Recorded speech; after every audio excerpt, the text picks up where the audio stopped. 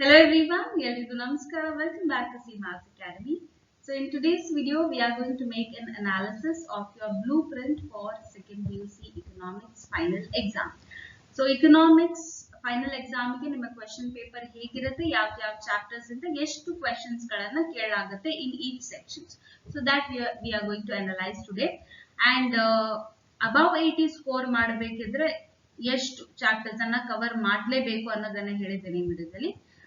And 60 above score ಮಾಡಬೇಕಿದ್ರೆ ಎಷ್ಟು chapters ಅನ್ನ ನೀವು ಕವರ್ ಮಾಡಬೇಕು, ಅದೇ ರೀತಿ 40 above ಮಾತ್ರ ಸಾಕು ನನಗೆ ಅನ್ನೋರು ಎಷ್ಟನ್ನ ಓದ್ಕೊಳ್ಬೇಕು ಅನ್ನೋದನ್ನ ಹೇಳಿದ್ದೇನೆ. ಸೊ ಟೈಮ್ ಸ್ಲಾಟ್ ಕೊಟ್ಟಿರ್ತೇನೆ ಡಿಸ್ಕ್ರಿಪ್ಷನ್ ನಲ್ಲಿ for 80 above, 60 above and 40 and above. So ನೀವು ಎಷ್ಟು ಮಾರ್ಕ್ಸ್ ಅನ್ನ ಸ್ಕೋರ್ ಮಾಡ್ಲಿಕ್ಕೆ ಬಯಸ್ತೀರಾ ಅದರ ಮೇಲೆ ನೀವು ವಿಡಿಯೋವನ್ನ ಫಾರ್ವರ್ಡ್ ಮಾಡ್ಕೊಂಡು ನೋಡಿ. ಓಕೆ, ಸೊ ಫಸ್ಟ್ ಇದು ಎಲ್ಲರೂ ನೋಡ್ಬೇಕಾಗಿರುವಂತ ಸ್ಲೈಡ್ ಕ್ವೆಶ್ಚನ್ ಪೇಪರ್ ಪ್ಯಾಟರ್ನ್. ಹೆಚ್ಚಿನವ್ರಿಗೆ ಕ್ವೆಶ್ಚನ್ ಪೇಪರ್ ಪ್ಯಾಟರ್ನ್ ಅನ್ನೋದೇ ಗೊತ್ತಿರಲ್ಲ. Okay, so for those students who don't know anything about the question paper pattern, please watch this one. See, 1 marks questions are there. So first category will be choose the correct answer, MCQs. Okay, so 5 questions irutte. I am not very sure about the options. I don't think idralli yavde options kododilla. So number of questions will be 5. You have to answer 5 questions. There are no choices. Okay, I don't think there is any choices here. So totally, if you answer all the questions correct, you will get 5 full marks. Then second part will be filling the blanks. So filling the blanks alli you will have options.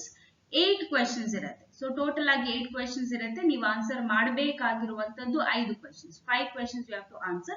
3 questions you can skip. So 3 ಅನ್ನ option ಆಗಿ ಇಟ್ಕೊಳ್ಳಬಹುದು.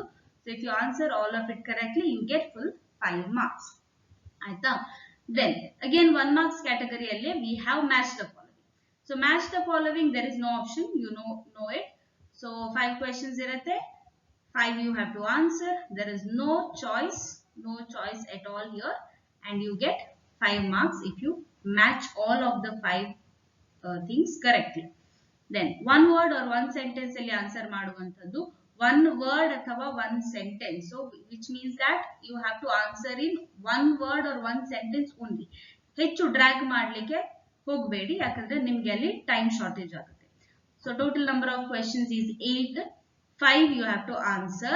3 option ಆಗಿ ಇಟ್ಕೊಳ್ಬಹುದು, ಅಂದ್ರೆ 3 question ಅನ್ನ ನೀವು skip ಮಾಡಬಹುದು.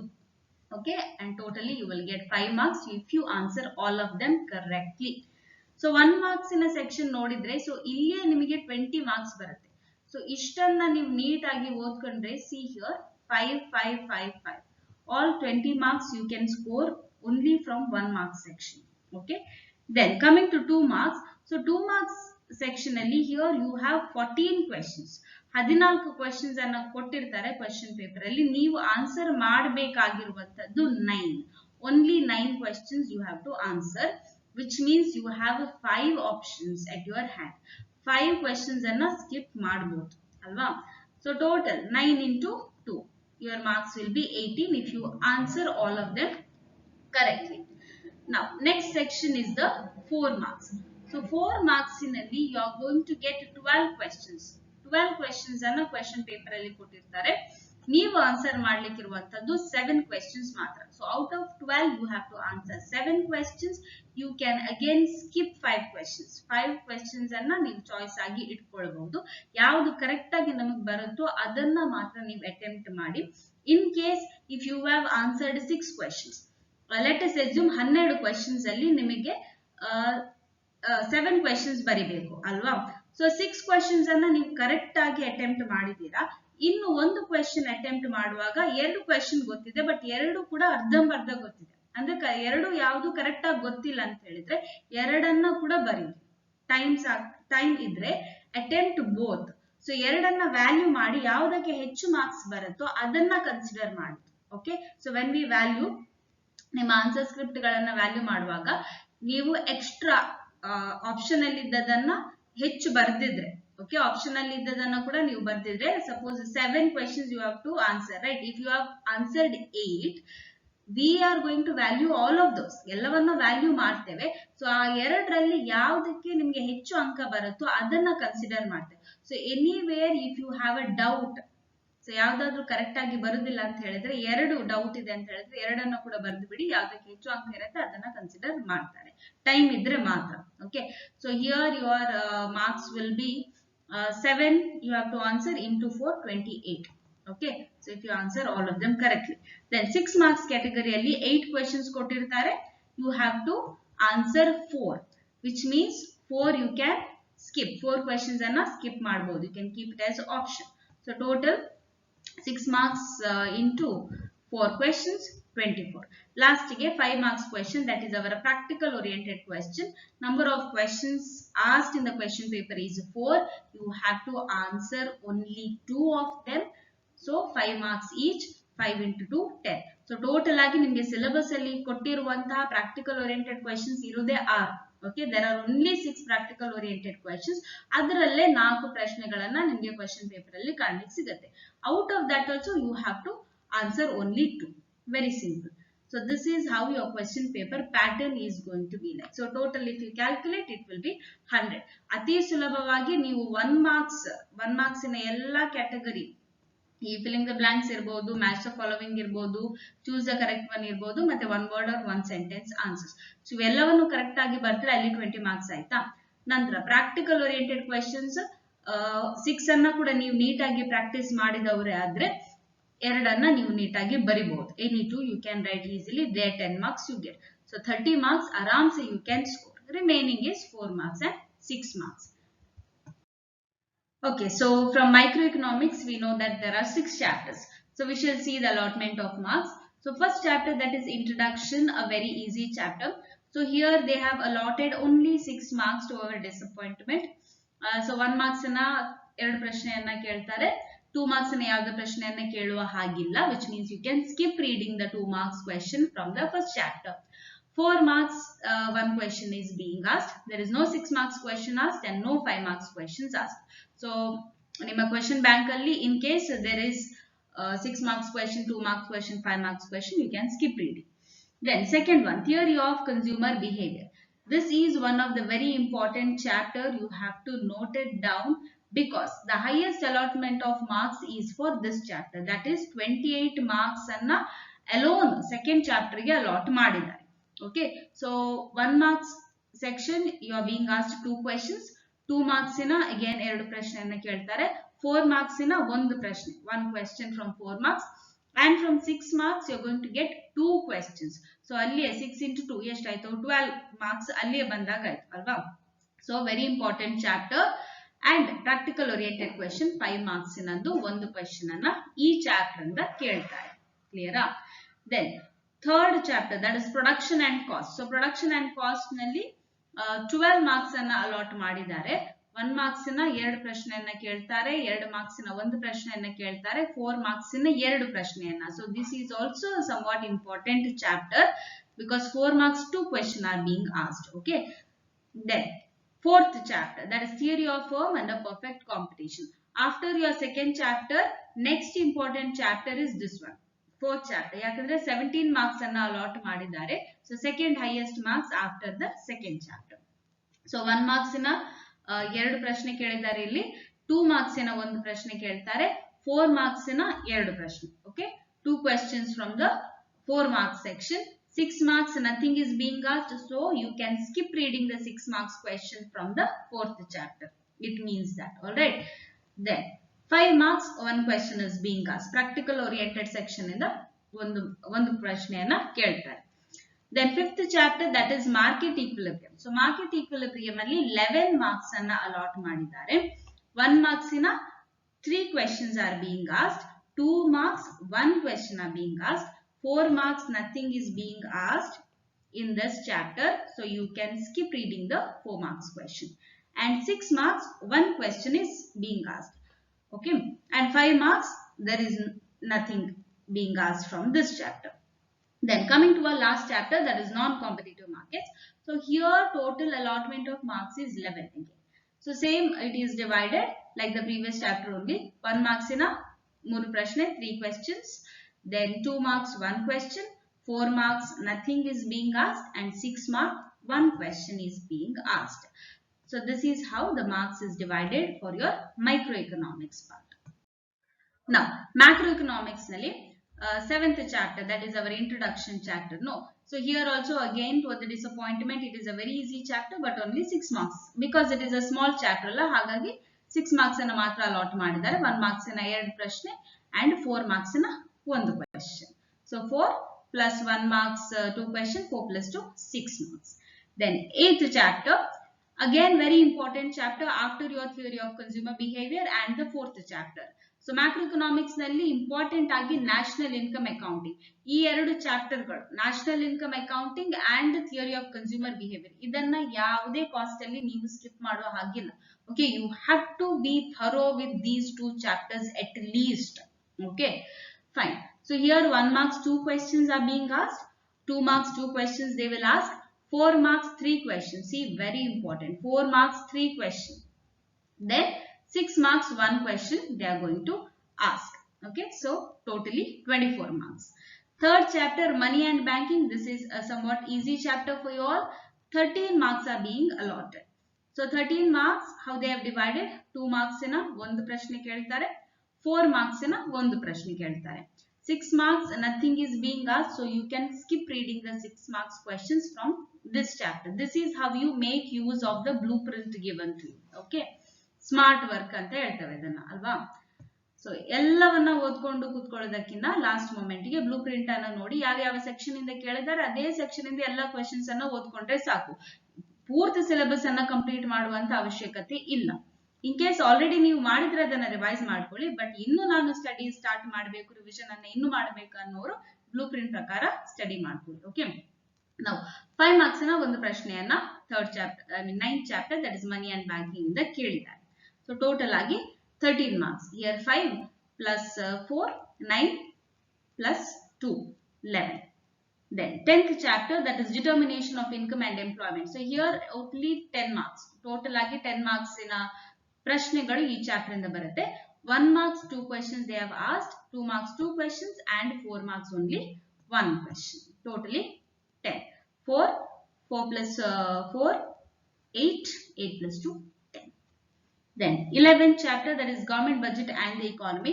So here also 10 marks is being allotted.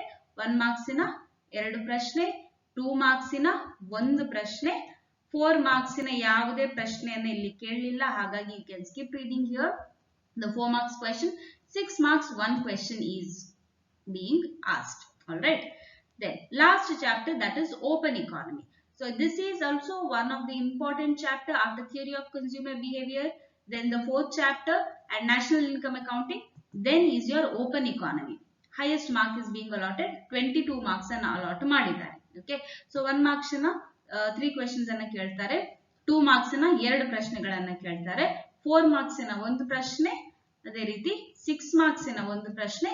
5 marks ನದ್ದು ಕೂಡ practical oriented question ಅಲ್ಲಿ ಕೂಡ ಒಂದು ಕ್ವೆಶ್ಚನ್ ಅನ್ನು ಕೇಳಿದ್ದಾರೆ. So if you see in all the sections they have asked one question. ಎಲ್ಲ ಸೆಕ್ಷನ್ಸ್ ಗಳಲ್ಲೂ ಕೂಡ ಸ್ಕಿಪ್ ಮಾಡದೆ ಈ ಚಾಪ್ಟರ್ ಇಂದ ಕ್ವೆಶ್ಚನ್ ಬರುತ್ತೆ. So open economy is also an important chapter. All right. Okay, so this is the section that you were waiting for above 80 scorers. How much chapters I should complete, correct? Okay, so above 80 score ಮಾಡಬೇಕು ಅಂತ ಹೇಳಿದ್ರೆ first of all theory of consumer behaviour chapter ಅನ್ನ ನೀವು ಓದಲೇಬೇಕು. So there is no question of skipping this chapter. Okay, so 1 marks ನ 2 question ಇರುತ್ತೆ, 2 marks ನ 2 questions ಇರುತ್ತೆ, 4 marks ನ 1 question ಇದೆ, 6 marks ನ 2 question ಇದೆ, 5 marks ನ 1 question ಇದೆ. ಸೊ ಎಲ್ಲಾ ಸೆಕ್ಷನ್ ಇಂದ ಕ್ವೆಶ್ಚನ್ಸ್ ಅನ್ನ ಕೇಳಿದ್ದಾರೆ, ಹಾಗಾಗಿ ಯಾವುದೇ ಸೆಕ್ಷನ್ ಅನ್ನ ಸ್ಕಿಪ್ ಮಾಡೋ ಹಾಗಿಲ್ಲ. ಕ್ವೆಶ್ಚನ್ ಬ್ಯಾಂಕ್ ಅಲ್ಲಿ ಎಷ್ಟು ಕ್ವೆಶ್ಚನ್ಸ್ ಇದೆ ಎಲ್ಲವನ್ನ ಕೂಡ ನೀವು ಕಲಿಲೇಬೇಕು thoroughly. Okay. Then second chapter that you can read is production and cost. So production and cost ಅಲ್ಲಿ 1 marks ನ 2 question ಇದೆ, 2 marks ನ 1 question ಇದೆ, 4 marks ನ 1 question ಇದೆ. 6 marks section ಅನ್ನ ನೀವು ಸ್ಕಿಪ್ ಮಾಡಬಹುದು, ಯಾಕಂತ ಹೇಳಿದ್ರೆ ಯಾವುದೇ question ಅನ್ನ ಕೇಳಿಲ್ಲ ಇಲ್ಲಿ.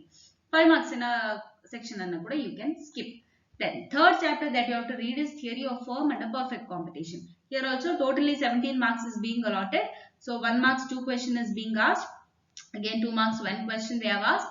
4 marks 2 questions they are going to ask. 6 marks there is no question that is being asked here, so you can skip this section. Then 5 marks 1 question is being asked. Now national income accounting, another important chapter. Here 1 marks 2 questions, 2 marks 2 questions, 4 marks 3 questions they are going to ask, 6 mark 1 question, 5 marks ಯಾವ್ದು question ಇಲ್ಲ. So practical oriented question ಇದ್ರೆ ಈ chapter ಇಂದ ಅದನ್ನ skip ಮಾಡಬಹುದು. Open economy. Open economy, all the sections they have asked questions. So you have to read all the questions from open economy chapter. Okay. Then government budget and the economy. Government budget and the economy 1 mark in 2 question ಕೇಳಿದ್ದಾರೆ. 2 marks in ಒಂದು question ಇದೆ, 4 marks in ಯಾವುದೇ question ಇಲ್ಲ, 6 marks in ಒಂದು question ಕೇಳಿದ್ದಾರೆ. So ಅದನ್ನ ನೀಟಾಗಿ ಕಲಿಬೇಕು. 4 marks ನ ಸೆಕ್ಷನ್ ಅನ್ನ ಸ್ಕಿಪ್ ಮಾಡಬಹುದು, ಯಾಕೆಂದ್ರೆ ಇಲ್ಲಿ ಕೇಳಿಲ್ಲ. ಬ್ಲೂ ಪ್ರಿಂಟ್ ಅಲ್ಲಿ 4 marks ನದ್ದು ಕೇಳಬೇಕಂತ ಕೊಟ್ಟಿಲ್ಲ ಅವರು. ಸೊ ಅದನ್ನ ನೀವು ಸ್ಕಿಪ್ ಮಾಡಬಹುದು. 5 marks ನದ್ದು ಇಲ್ಲ. ಓಕೆ. ಸೊ ಇಷ್ಟು ಕಲ್ತ್ರೆ ಸಾಕಾಗತ್ತೆ. For more than 80, if you want to score above 80, this much would be sufficient. But safe side ಗೆ ಇನ್ನೆರಡು ಚಾಪ್ಟರ್ ಅನ್ನ ಆಡ್ ಮಾಡ್ಕೊಳ್ಳಿ. ಸೊ ಇಲ್ಲಿ ಮನಿ ಅಂಡ್ ಬ್ಯಾಂಕಿಂಗ್ ಅನ್ನ ಬರ್ದಿದ್ದೇನೆ. ಸೊ 2 marks ನ ಒಂದು ಕ್ವೆಶ್ಚನ್ ಇರುತ್ತೆ, ಯಾಕಂದ್ರೆ money and bank is one easy chapter ಅಲ್ವಾ. Then 4 marks one question they will ask. Then 6 marks nothing is being asked. 5 marks one question is being asked. Then you can add the introduction chapters. So ಅಲ್ಲಿ ಕೂಡ 4 marks ನ ಒಂದೊಂದು question ಕೇಳಿದ್ದಾರೆ. So introduction chapter ಅನ್ನು add ಮಾಡ್ಕೊಳ್ಬಹುದು, ಯಾಕಂದ್ರೆ ಅದು ಕೂಡ ಅತಿ ಸುಲಭವಾಗಿದೆ. ಮತ್ತೆ ನೀವು ಯೂನಿಟ್ ಟೆಸ್ಟ್ ಗೆ ಮಿಡ್ ಟರ್ಮ್ ಗೆಲ್ಲ ಅದನ್ನ ಕಲ್ತ್ಕೊಂಡು ಬಂದಿದ್ದೀರಲ್ವಾ. ಸೊ ನೀವು ಅದನ್ನ ಆಡ್ ಮಾಡ್ಕೊಳ್ಳಿ. ಇನ್ನೊಂದು ನಾನು ಹೇಳುವಂತದ್ದು, 1 marks ನ ಯಾವುದೇ ಸೆಕ್ಷನ್ ಅನ್ನ ನೀವು ಸ್ಕಿಪ್ ಮಾಡ್ಲಿಕ್ಕೆ ಹೋಗಬೇಡಿ. 4 marks ಮತ್ತು 6 marks ಓಕೆ, 2 marks ಕೂಡ ನೀವು ಬ್ಲೂ ಪ್ರಿಂಟ್ ಪ್ರಕಾರನೇ ಕಲಿಯಿರಿ. ಪ್ರಾಕ್ಟಿಕಲ್ ಓರಿಯೆಂಟೆಡ್ ಕ್ವೆಶ್ಚನ್ 5 marks ನದ್ದು ಇರೋದೇ ಎಷ್ಟು 6 ಪ್ರಶ್ನೆಗಳಲ್ವಾ, ಅದನ್ನ ನೀಟಾಗಿ ಬರೆದು ಕಲಿಯಿರಿ. ದೆನ್ 1 marks ನ ಕ್ವೆಶ್ಚನ್ ಅನ್ನ ದಯವಿಟ್ಟು ಸ್ಕಿಪ್ ಮಾಡುವಂತದ್ದು ಬೇಡ. ಸೊ ಇಲ್ಲಿ ಜಾಣತನವನ್ನ ತೋರಿಸುದು ಬೇಡ. 1 marks ಏನದ್ದು ಸ್ಕಿಪ್ ಮಾಡ್ಲಿಕ್ಕೆ ಹೋಗ್ಬೇಡಿ ಮಕ್ಕಳೇ, ಯಾಕಂತ ಹೇಳಿದ್ರೆ ಅಲ್ಲಿ ಆಪ್ಷನ್ಸ್ ಇರೋದೇ limited. Match the following, filling the blanks, ಅದಕ್ಕೆಲ್ಲ ಆಪ್ಷನ್ಸ್ ಇರ್ಲಿಕ್ಕಿಲ್ಲ. Choose the correct answer, so ಇದಕ್ಕೆಲ್ಲ ಆಪ್ಷನ್ಸ್ ಕೊಡಲ್ಲ ಅವರು ಅಲ್ವಾ. ಸೊ ಹಾಗಾಗಿ ಅಲ್ಲಿ ನಿಮ್ಮ ಮಾರ್ಕ್ಸ್ ಕಡಿಮೆ ಆಗೋದು ಬೇಡ. ಕರೆಕ್ಟ್ ಆಗಿ 1 marks ನ ಸೆಕ್ಷನ್ ಎಲ್ಲವನ್ನ ಓದ್ಕೊಳ್ಳಿ. ಹೇಗಿದ್ರು ರಿವಿಷನ್ ಮ್ಯಾರಥಾನ್ ಸೀರೀಸ್ ಅಂತ ಒಂದು ನಾನು ಸ್ಟಾರ್ಟ್ ಮಾಡಿದ್ದೇನೆ, ಅದರಲ್ಲಿ ಎಲ್ಲ ವಿಡಿಯೋಸ್ ಅಪ್ಲೋಡ್ ಆಗಿದೆ. ಎಲ್ಲ ಚಾಪ್ಟರ್ ನ ಮ್ಯಾಚ್ ದ ಫಾಲೋವಿಂಗ್ ಒಂದೇ ವಿಡಿಯೋದಲ್ಲಿ ಹಾಕಿದ್ದೇನೆ. ಎಲ್ಲ ಚಾಪ್ಟರ್ ನ ಚೂಸ್ ದ ಕರೆಕ್ಟ್ ಆನ್ಸರ್ಸ್ ಅನ್ನ ಕೂಡ ಒಂದು ವಿಡಿಯೋದಲ್ಲಿ ಹಾಕಿದ್ದೇನೆ. ಸೊ ಅದನ್ನ ಹಾಕೊಂಡು ನೀವು ಕಲ್ತ್ಕೊಳ್ಳಿ, ಕರೆಕ್ಟ್ ಆಗಿ ಪ್ರಾಕ್ಟೀಸ್ ಮಾಡಿ. ರಿಮೈನಿಂಗ್ 4 marks ಮತ್ತು 6 marks ಗೆ you can go according to the blueprint. ನಾವು ಇಫ್ ವಿ ಟೋಟಲ್ ಮಾರ್ಕ್ಸ್ ಅನ್ನ ಲೆಕ್ಕಾಚಾರ ಮಾಡೋದಿದ್ರೆ 1 marks ನದ್ದು ನಾನು ಹೇಳಿದ್ರೆ ನೀವು ಎಲ್ಲವನ್ನ ಕಲಿಬೇಕು. ಸೊ 1 marks ನ 20 questions ಇರುತ್ತೆ. So 20 questions and 20 marks you will get. Correct. Now 2 marks ನದ್ದು 9 questions you have to answer. You are able to answer 9 questions if you read thoroughly this much, these many chapters. So 9 into 2, 18. Here 4 marks kuda 7 you have to answer. That much is already covered if you read this much. So 28 you can get here full. Then 6 marks, only 4 you have to answer out of the 8. That is also covered here. So 24 marks barutte. And 5 marks practical oriented question also, that is being covered here. So sorry, you will get 10 marks here. Now safe side, let us assume that you don't get full 20 marks in the 1 mark questions. Okay. So ಇಲ್ಲಿ ಒಂದು 5 marks deduct ಆಗುತ್ತೆ ಅಂತಾನೆ ಇಟ್ಕೊಳ್ಳೋಣ. So which means you will get 15 marks here. 2 marks ನ questions ಅಲ್ಲಿ ಕೂಡ 18 marks ಗೆ ನೀವು ಬರ್ದಿದ್ದೀರಾ, ಆದ್ರೆ there are some deductions while valuation and you are going to get only 15 marks ಅಂತ ಇಟ್ಕೊಳ್ಳೋಣ. Okay. Then 4 marks ನಲ್ಲಿ ಕೂಡ 28 marks ಗೂ ನೀವು ಆನ್ಸರ್ ಮಾಡಿದಿಲ್ಲ, ಎಲ್ಲ 7 questions ಅನ್ನ ನೀವು ಆನ್ಸರ್ ಮಾಡಿದಿರಾ. ಬಟ್ ವ್ಯಾಲ್ಯೂಯೇಷನ್ ಮಾಡುವವರ ಮೇಲೆ ಡಿಪೆಂಡ್ ಆಗಿರುತ್ತೆ, ಅವ್ರು ಹೇಗೆ ನಿಮ್ಮ ಆನ್ಸರ್ ಅನ್ನ ವ್ಯಾಲ್ಯೂ ಮಾಡ್ತಾರೆ ಅನ್ನೋದು. ಸೊ ಲೆಟ್ ಅಸ್ ಅಸ್ಯೂಮ್ ಒಂದು 4 marks ಕಳ್ಕೊಳ್ತೇವೆ. Okay. So we get only 24 marks. Then 6 marks also 24 marks ಗೂ ನೀವು ಆನ್ಸರ್ ಮಾಡಿದಿರಾ, ಬಟ್ ಲೆಟ್ ಅಸ್ ಅಸ್ಯೂಮ್ ಇನ್ನು 4 marks is being deducted, you get only 20. But practical oriented question ಅಲ್ಲಿ ಯಾವುದೇ chance ಅನ್ನ ಕೊಡಬೇಡಿ ವ್ಯಾಲ್ಯೂಯೇಟರ್ಸ್ ಗೆ ಮಾರ್ಕ್ಸ್ ಡಿಡಕ್ಟ್ ಮಾಡುವಾಗ, ಯಾಕಂತ ಹೇಳಿದ್ರೆ ಅಲ್ಲಿ ನೀವು ಎಕ್ಸಾಕ್ಟ್ ಆಗಿ ಆನ್ಸರ್ ಅನ್ನ ಬರ್ದ್ರೆ ಕರೆಕ್ಟ್ ಆಗಿ 5 marks ಸಿಗಲೇಬೇಕು, ಅದರಲ್ಲಿ ಯಾವುದೇ ಡಿಡಕ್ಷನ್ಸ್ ಅನ್ನ ಮಾಡುವ ಹಾಗಿಲ್ಲ. ಓಕೆ. ಸೊ ಇಲ್ಲಿ 10 marks ಸಿಗತ್ತೆ ಅಂತ ಅಸ್ಯೂಮ್ ಮಾಡಿದ್ರು ಕೂಡ add up all of this, 15 plus 15 30 plus 24 plus 20 plus 10 84 ಬರುತ್ತೆ, ಹೌದಲ್ವಾ. ಸೊ ಎಷ್ಟು ಡಿಡಕ್ಷನ್ಸ್ ಅನ್ನ ಮಾಡಿದ್ರು ಕೂಡ ಸೇಫ್ ಸೈಡ್ ನೋಡ್ಕೊಂಡ್ರು ಕೂಡ ಇಷ್ಟು ಚಾಪ್ಟರ್ಸ್ ಅನ್ನ ನೀವು ನೀಟಾಗಿ ಕವರ್ ಮಾಡಿದ್ರೆ ಆರಾಮ್ ಸೆ 80 to 84 ಯು ಕ್ಯಾನ್ ಸ್ಕೋರ್. ಅದು ಕೂಡ ಎಕ್ಸಾಕ್ಟ್ ಆಗಿ ಎಲ್ಲವನ್ನ ನೀವು ಕಲ್ತಿದ್ದೀರಾ, ನಿಮ್ಗೆ ಎಲ್ಲ ಎಷ್ಟು ಮಾರ್ಕ್ಸ್ ಅಲಾಟ್ ಆಗಿದೆ ಅಷ್ಟು ಮಾರ್ಕ್ಸ್ 4 ಮಾರ್ಕ್ಸ್ ಗೆ 4 ಸಿಕ್ಕಿದೆ 6 ಮಾರ್ಕ್ಸ್ ಗೆ 6 ಪೂರ್ತಿ ಕೊಟ್ಟಿದ್ದಾರೆ ಅಂತ ಹೇಳಿದ್ರೆ 100 ಸ್ಕೋರ್ ಮಾಡೋದು ಕೂಡ ಕಷ್ಟ ಇಲ್ಲ. ಬಟ್ 1 ಮಾರ್ಕ್ಸ್ ನಲ್ಲಿ ಚಾಯ್ಸ್ ಅನ್ನ ಇಟ್ಕೊಳ್ಬಾರದು. ಎಲ್ಲ ಚಾಪ್ಟರ್ಸ್ ಇಂದ 1 ಮಾರ್ಕ್ಸ್ ಗಳನ್ನ ಕಲ್ತ್ಕೊಳ್ಳೇಬೇಕು ಅಂಡ್ ಪ್ರಾಕ್ಟಿಕಲ್ ಓರಿಯೆಂಟೆಡ್ ಕ್ವೆಶ್ಚನ್. ಓಕೆನಾ? So 80 scorers, your video ends here. We will move on to the next category. Okay, for those who want to score above 60 to 75 range ಅಲ್ಲಿ marks ಪಡಿಬೇಕು ಅನ್ನೋರಿಗೆ ನೀವು ಈ 5 chapters ಅನ್ನ ಥರೋವಾಗಿ complete ಮಾಡಿದ್ರೆ it is very easily you can score above 60 to 75. Okay, so one is theory of consumer behavior, that is you have to study that one. National income accounting ಕಲಿಬೇಕು, open economy, government budget and economy and money and banking. ಇಷ್ಟು chapters ಅನ್ನ thoroughly revise ಮಾಡ್ಕೊಳ್ಳಿ. And 1 marks ಗೆ ಯಾವ್ದೋ option ಅನ್ನ ಇಟ್ಕೊಳ್ಬೇಡಿ. ಇಲ್ಲಿ ಕೂಡ ನಾನು ಅದನ್ನೇ ಹೇಳಿಕ್ ಬಯಸ್ತೇನೆ. 1 ಮಾರ್ಕ್ಸ್ ಯಾಕಂದ್ರೆ ನಿಮ್ಗೆ ಅತಿ ಸುಲಭವಾಗಿ ಸಿಗುವಂತದ್ದು ಅಲ್ವಾ. So match the following, choose the correct answer, all these you can get very easily marks. So ಇಲ್ಲಿ 20 ಮಾರ್ಕ್ಸ್ ಅನ್ನ ಫುಲ್ 20 ಮಾರ್ಕ್ಸ್ ಅನ್ನ ತಗೊಳ್ಳಿಕ್ಕೆ ಟ್ರೈ ಮಾಡಿ. 2 ಮಾರ್ಕ್ಸ್ ಇನ್ನದ್ದು let us assume you can answer only 8 questions. 9 answer ಮಾಡಬೇಕು. But ನೀವು ಇದೇ chapters ಅನ್ನ ಕಲ್ತ್ಕೊಂಡು ಹೋದ್ರೆ ಒಂದು ಕ್ವೆಶನ್ ಬಿಟ್ಟು ಹೋಗ್ಬೋದು. Okay, so 8 you can answer. 8 into 2 16. 4 marks ನ ಸೆಕ್ಷನ್ ಅಲ್ಲೂ ಕೂಡ ಹಾಗೆ 7 ಕ್ವೆಶನ್ಸ್ ನೀವು ಆನ್ಸರ್ ಮಾಡಬೇಕು. ಬಟ್ ಈ ಚಾಪ್ಟರ್ಸ್ ನ ಪ್ರಕಾರ ಹೋದ್ರೆ 7 ಕ್ವೆಶನ್ಸ್ ಅಲ್ಲಿ 6 you can correctly answer. 6 4 marks questions ಇದರಲ್ಲಿ ಕವರ್ ಆಗುತ್ತೆ. 24 you can score ಆರಾಮ್ಸೆ. 6 ಮಾರ್ಕ್ಸ್ ಕ್ವೆಶನ್ಸ್ ಅಲ್ಲಿ 4 ಕ್ವೆಶನ್ಸ್ ಅನ್ನ ನೀವು ಅಟೆಂಪ್ಟ್ ಮಾಡ್ಲಿಕ್ಕಿರುವಂತದ್ದು. ಸೊ ಎಲ್ಲವೂ ಕವರ್ ಆಗುತ್ತೆ, ಒಂದು ಎಕ್ಸ್ಟ್ರಾನೇ ಇದೆ. So here you can get full 24 marks if you thoroughly study all the 6 marks question. Then practical oriented question 5 marks, that is also being covered. So 10 marks you can get ಆರಾಮ್ಸೆ. 3 questions cover ಆಗುತ್ತೆ. ನಿಮಗೆ ಬರಲಿಕ್ಕಿರುವಂತದ್ದು 2. So ಒಂದು choice ಅನ್ನಾಗಿ ಕೂಡ ಇಟ್ಕೊಳ್ಬಹುದು. 10 marks ಇಲ್ಲಿಗೆ ಸಿಗತ್ತೆ ನಿಮಗೆ. ನಾವು if V assume that ಈ 20 ಮಾರ್ಕ್ಸ್ ನಲ್ಲಿ ನಿಮಗೆ ಬರೀ 15 ಮಾರ್ಕ್ಸ್ ಮಾತ್ರ ಸಿಕ್ಕಿತ್ತು ಆಫ್ಟರ್ ವ್ಯಾಲ್ಯೂಯೇಷನ್. ಓಕೆ, ಈ 2 ಮಾರ್ಕ್ಸ್ ನ ಕ್ವೆಶನ್ಸ್ ಅಲ್ಲಿ ಕೂಡ ನೀವು 16 ಮಾರ್ಕ್ಸ್ ಗೆ ಅಟೆಂಪ್ಟ್ ಮಾಡಿದಿರಾ, ಒಂದು 2 ಮಾರ್ಕ್ಸ್ ಇದು ತಪ್ಪಾಯ್ತು ಅಂತ ಇಟ್ಕೊಳ್ಳೋಣ. So you get only 40. Then out of 4 marks question 24 marks ಗೆ ನೀವು ಅಟೆಂಪ್ಟ್ ಮಾಡಿದಿರಾ, ಡಿಡಕ್ಟ್ ಆಗಿ ನಿಮಗೆ 18 ಮಾತ್ರ ಸಿಕ್ಕಿದೆ. I am giving you just a rough figure. Okay, ಇಷ್ಟೇ ಮಾರ್ಕ್ಸ್ ಬರ್ಬೇಕಂತಿಲ್ಲ, ಹೆಚ್ಚು ಬರಬಹುದು ಆಯ್ತಾ. ಸೊ 24 ಮಾರ್ಕ್ಸ್ ಗೆ ನೀವು 6 ಮಾರ್ಕ್ಸ್ ಕ್ವೆಶನ್ಸ್ ಗೆ ಅಟೆಂಪ್ಟ್ ಮಾಡಿದಿರಾ, ಇಲ್ಲಿ ಕೂಡ ನಿಮ್ಗೆ ಡಿಡಕ್ಟ್ ಆಗಿ ಜಸ್ಟ್ 18 ಮಾರ್ಕ್ಸ್ ಅನ್ನ ಕೊಟ್ಟಿದ್ದಾರೆ ವ್ಯಾಲ್ಯೂಯೇಟ್ ಮಾಡುವವರು ಅಂತ ಇಟ್ಕೊಂಡ್ರೆ. ಅಂಡ್ 5 ಮಾರ್ಕ್ಸ್ ಕ್ವೆಶನ್ ಗೆ ಪೂರ್ತಿ ನಿಮಗೆ 10 ಮಾರ್ಕ್ಸ್ ಸಿಕ್ಕಿದೆ ಅಂತ ಇಟ್ಕೊಂಡ್ರು. If you add up this, that is going to be definitely about 75 marks ಬರುತ್ತೆ. ಓಕೆ, ಸೊ 60 above ಸ್ಕೋರ್ ಮಾಡೋದು very easy. Very easily by covering 5 chapters only you can score above 60. Alright, but the condition is that ನೀವು ಈ chapters ಅನ್ನ ಓದ್ತಾ ಇದ್ದೀರಾ, ಇದೇ chapters ಅನ್ನ ನಾನು ಓದ್ತೇನೆ ಅಂತ ಹೇಳಿದ್ರೆ ಆ ಚಾಪ್ಟರ್ಸ್ ನಲ್ಲಿ 6 ಮಾರ್ಕ್ಸ್ ನ ಕ್ವೆಶನ್ಸ್ ಕೇಳಿದ್ದಾರೆ ಅಂತ ಹೇಳಿದ್ರೆ, ಸಪೋಸ್ ನಿಮ್ಮ ಕ್ವೆಶನ್ ಬ್ಯಾಂಕ್ ಅಲ್ಲಿ 6 ಮಾರ್ಕ್ಸ್ ನ ಕ್ವೆಶನ್ ಇದೆ ಅಂತ ಇಟ್ಕೊಳ್ಳೋಣ. ನೀವು ಎಲ್ಲಾ 6 ಕ್ವೆಶನ್ಸ್ ಅನ್ನ ಕೂಡ ಕಲಿಬೇಕು. ಓಕೆ, ಸೊ ಅದರಲ್ಲಿ ಮತ್ತೆ ನೀವು ಆಪ್ಷನ್ ಅನ್ನ ಇಟ್ಕೊಳ್ಳುವಾಗಿಲ್ಲ. So out of 6 I will read any 4. ಮತ್ತೆ ಉಳಿದ 2 ಕ್ವೆಶನ್ ಅಲ್ಲಿ ಯಾವ್ದಾದ್ರು ಬಂದ್ರೆ ಮತ್ತೆ ನನ್ನನ್ನು ಬ್ಲೇಮ್ ಮಾಡುವಾಗಿಲ್ಲ ನೀವು. Okay, so if there is 6 questions, completely 6 questions you have to be thorough with. There don't go to keep any choices. Alright, so this is how you can score above 60 to 75.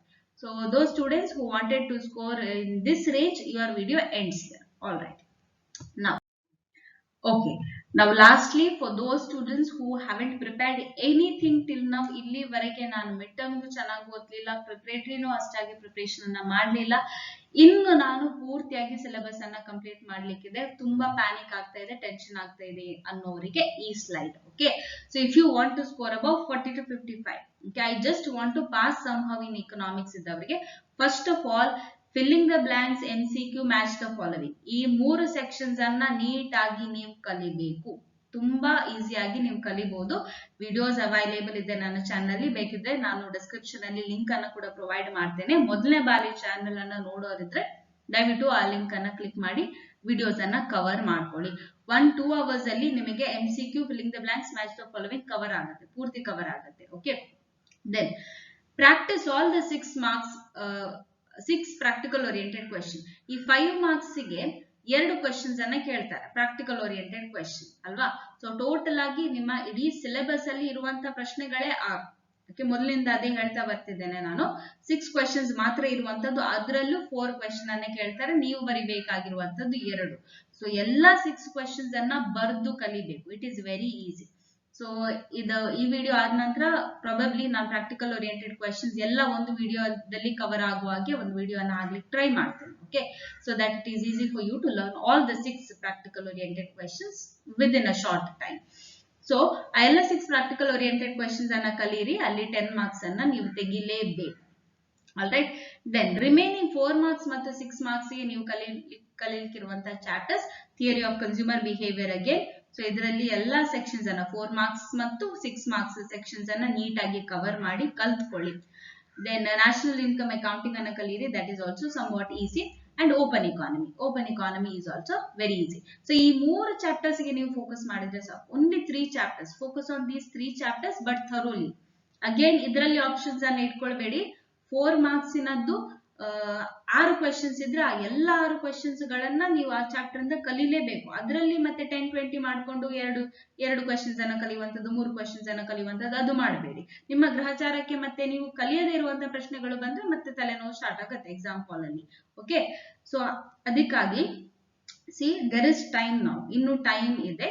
Okay, so thoroughly study all the questions. Only 3 chapters I am telling you all to study if you want to score above 40 to 55. There is time, only 3 chapters. Okay, totally if you see 1 marks inadu 7 questions ಅನ್ನು attempt ಮಾಡಬಹುದು. But ನಾನು ಹೇಳಿದ್ದೇನೆ 1 marks inadu skip ಮಾಡ್ಲಿಕ್ಕೆ ಹೋಗಬೇಡಿ, ಎಲ್ಲವನ್ನ ಕಲಿಯಿರಿ. 2 marks inadu let us assume you are able to answer only 12 marks. Then 4 marks ಇನದ್ದು 20 marks ಆರಾಮ್ಸೆ ಈ ಚಾಪ್ಟರ್ ಅಲ್ಲಿ ಕವರ್ ಆಗುತ್ತೆ. ಸೊ ಅಷ್ಟಕ್ಕೆ ನೀವು ಅಟೆಂಪ್ಟ್ ಮಾಡಬಹುದು. 6 ಮಾರ್ಕ್ಸ್ ಇನದ್ದು 24. ಓಕೆ, 6 ಮಾರ್ಕ್ಸ್ ಇನದ್ದು ಎಲ್ಲ ಕ್ವೆಶ್ಚನ್ಸ್ ಅನ್ನ 4 ಕ್ವೆಶ್ಚನ್ಸ್ ಅನ್ನ ಕೂಡ ನೀವು ಅಟೆಂಪ್ಟ್ ಮಾಡ್ಲಿಕ್ಕೆ ಈ 3 ಚಾಪ್ಟರ್ಸ್ ಗಳು ಸಾಕಾಗುತ್ತೆ. ಯಾವುದು? Theory of consumer behaviour, national income accounting and open economy. So here you are going to get 24 marks if you thoroughly study and write. Then practical oriented question ಅಲ್ಲಿ ಯಾವುದೇ ಆಪ್ಷನ್ ಅನ್ನ ಇಟ್ಕೊಳ್ಬೇಡಿ, ಅಲ್ಲಿ 10 marks ಸಿಗುತ್ತೆ ಅಂತ assume ಮಾಡ್ಕೊಳ್ಳೋಣ. Now after valuation let us assume that 1 marks you get only 7 marks.